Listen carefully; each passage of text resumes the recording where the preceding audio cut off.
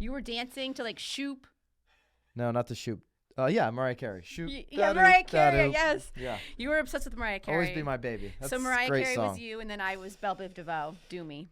Yeah, you love that song. Wow. Never seen anybody react quite Don't that you way. like? Isn't that a good one?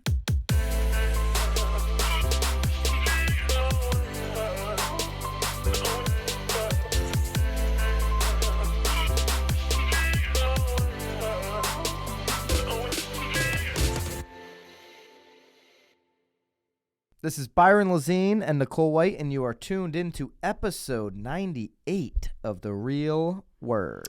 Word is up. You know what I realized, and Yeah. I should have been conscientious of it just then. Whenever you're talking, I always give the same face.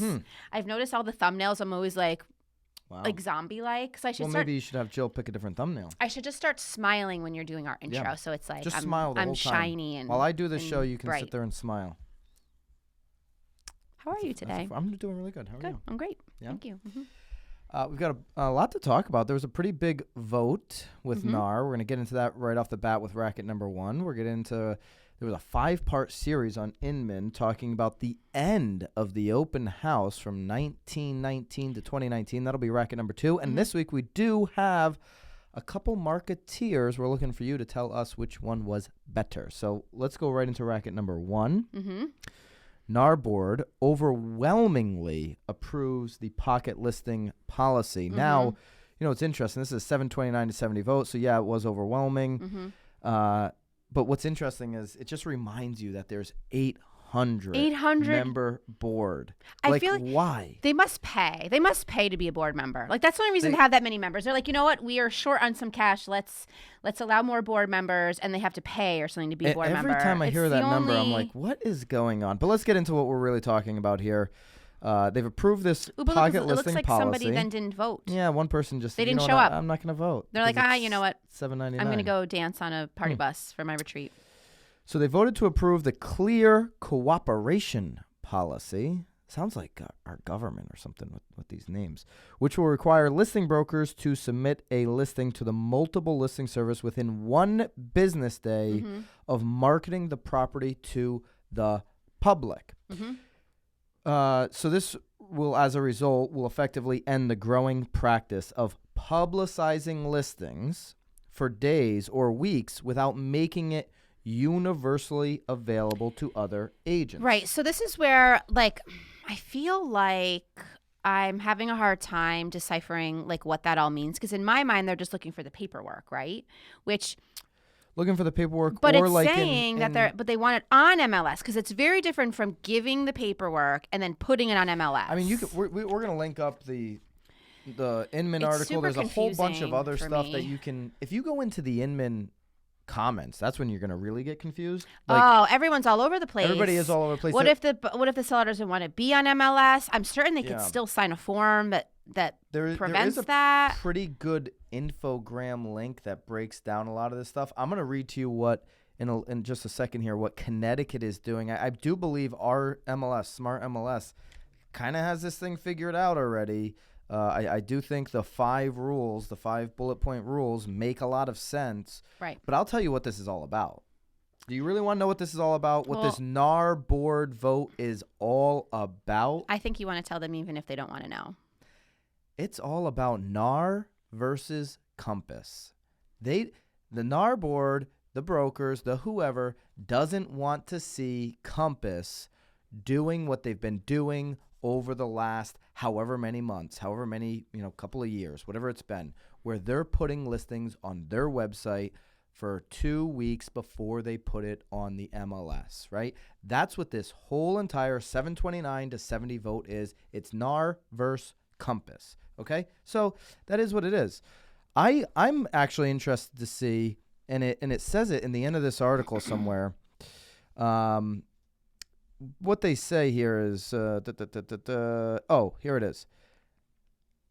It may be restraining a business practice that is perfectly legal, and it may also serve to drive members away from the MLS. Will that happen? Will a big name like Compass or another big name out there actually get out of the National Association of Realtors one day? Oh, I don't know the answer to that one. I just feel like I'm still so one of the confused big by like all 5 of or it. 6 names. Because they could still have the paperwork and they could still stay on their website, Yeah, so right? let me tell you what we mean, do here that's- in Connecticut in CT. We don't get a lot of things right, but I think this one could be not many right. things. The first is a traditional listing, which must be ready to act as a normal listing within 48 hours. Now, you might say 48 hours. We disagree with that, obviously, because we do 5 pillars when we put up a listing: professional photos, aerials, video, professional ad copy, and floor plans on every single one of our listings. You can't get all 5 done within 48 hours, right? Right. So what we do is number 2. We do a delayed listing on all of our listings. So you sign the listing contract, you talk to the seller, the owner, Right. About what the 48-hour window means and about all the marketing that they agreed to, and that, hey, we're just going to do a delayed listing. We're not going to be showing it. We're not going to be, marketing it. We're just going to be collecting our marketing. So that's a delayed listing form.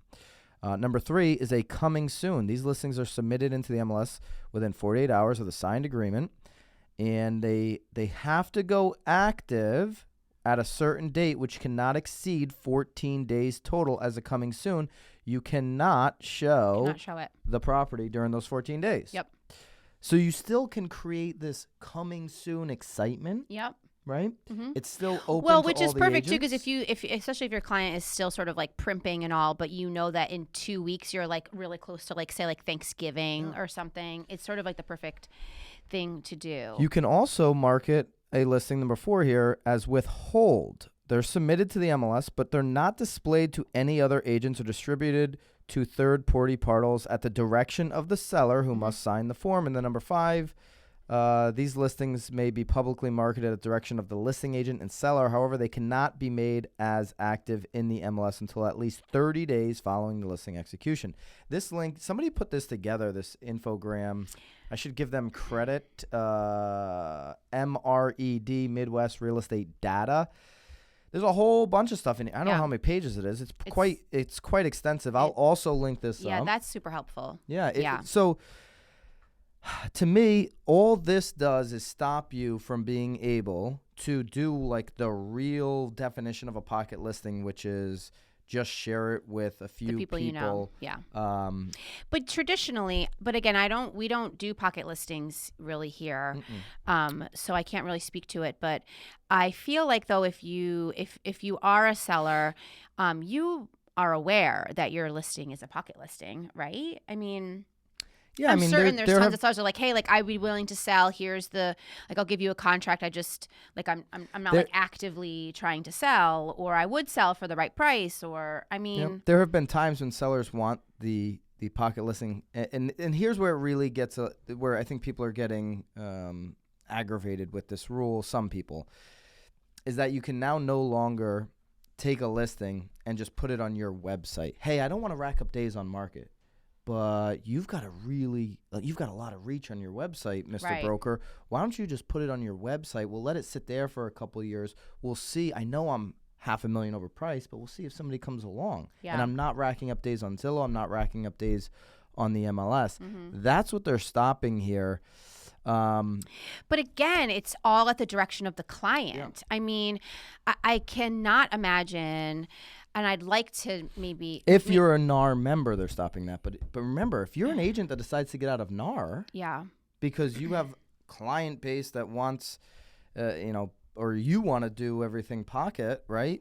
Then you... Well, right. And again, that's client-driven, though. I mean, because if the client wants to be on MLS, they're going to go to someone that has access to MLS. If they don't want to be on MLS, then they're going to, go after that, too. So regardless, I feel like there was a lot of words. I feel like, again, they were talking about handing in paperwork, but then talking about getting it on MLS.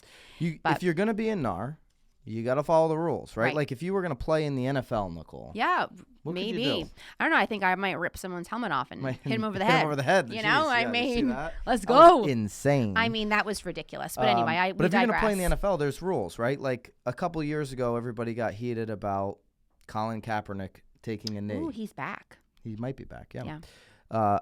With him taking a knee, right? Everybody went crazy, or some people went crazy, I should say.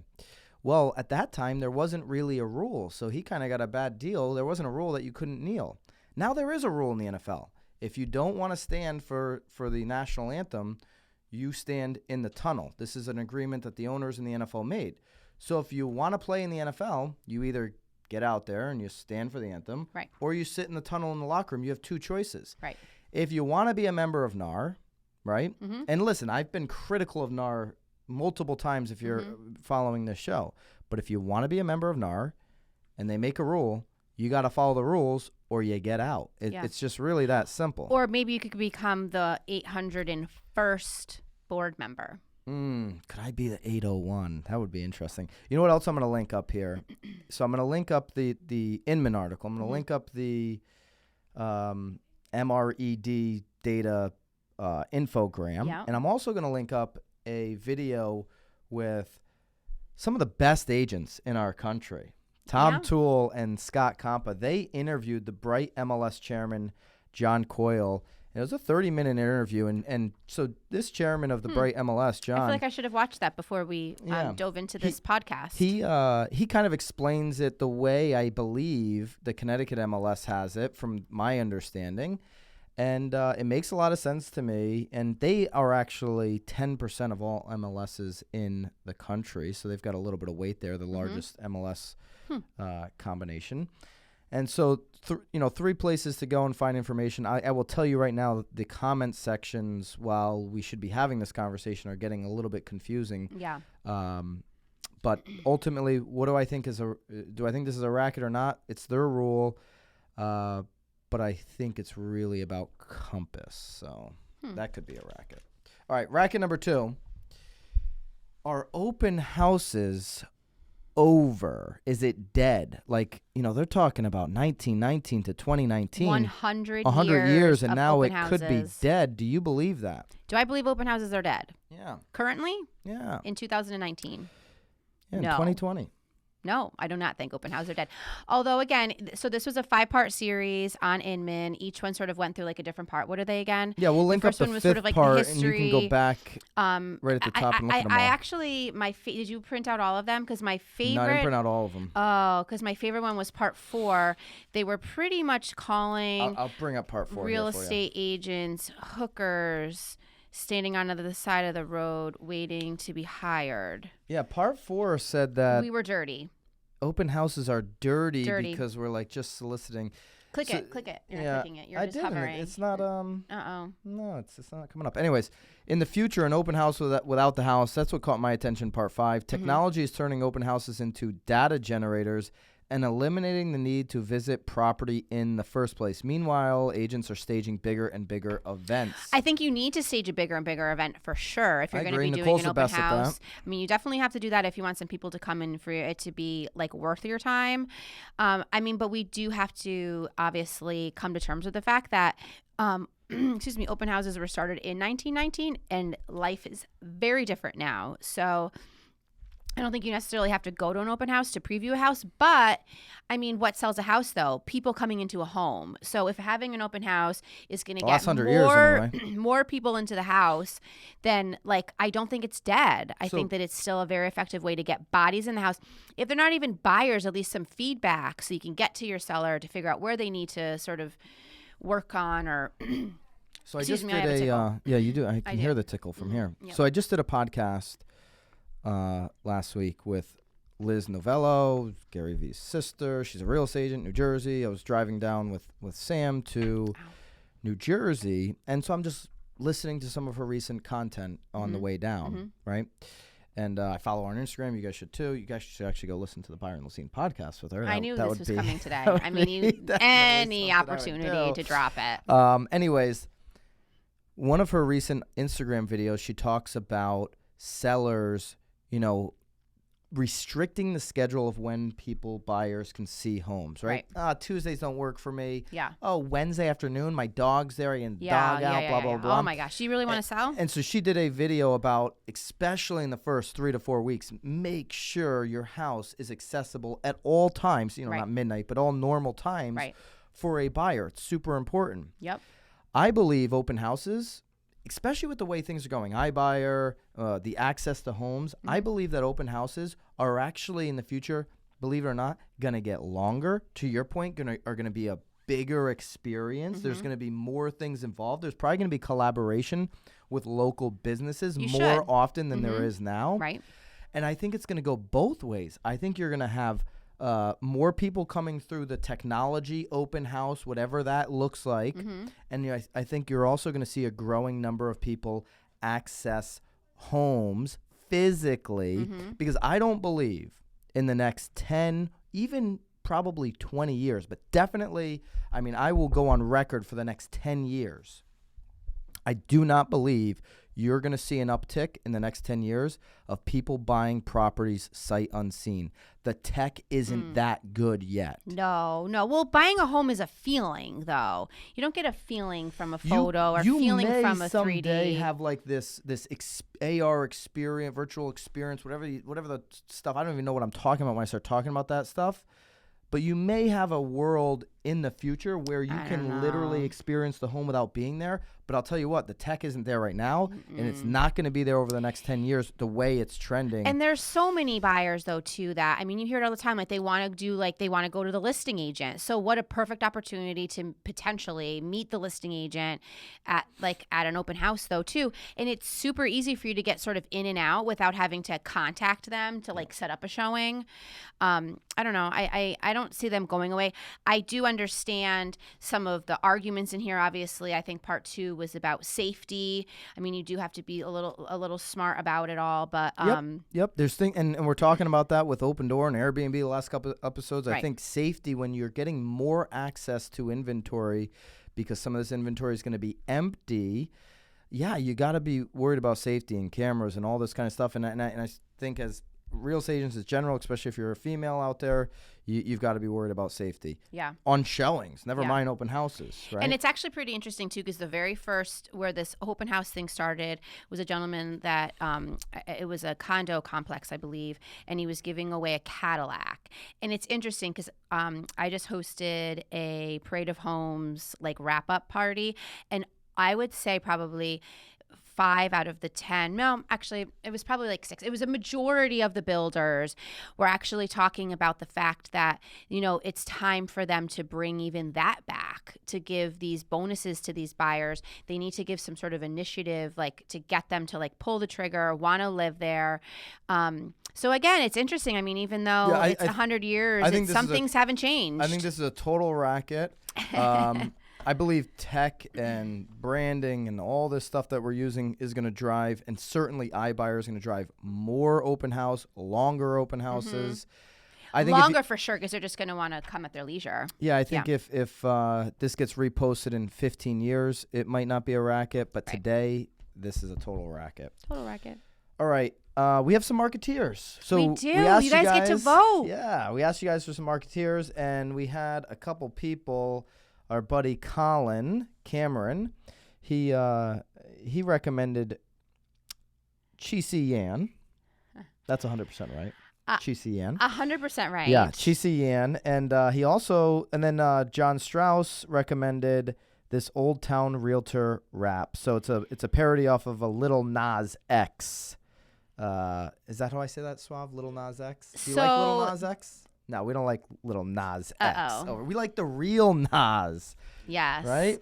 Nostradamus. So how are we doing this? Are we playing both of them right now, or we are not going to play both of them? They're in the links. The Chi By the TV. way, I just have to let you guys all know, Byron had no idea who Keira Knightley was. Keira Knightley. So when he watched one of these, he thought that she was a team member. He didn't understand it.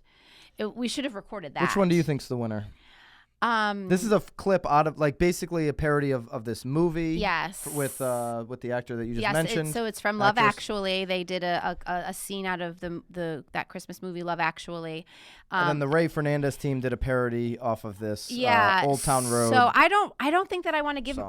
How about we go next week? We'll tell which one we like next week after they've already voted, and we'll say if we agree or disagree with their vote. Yeah. So you guys may become a racket if you pick the wrong one. Let us know in the comments what you thought of these two videos. Are you doing anything like this? Is anybody in your market doing anything like this? Put it in the comments if you see something out there super creative. Of course, we'd love to know how you feel about the NAR vote. And also, do you think open houses are dead? Is there going to be no open houses in 2020 all of a sudden? I doubt it. All right, guys, keep it real. Thank you.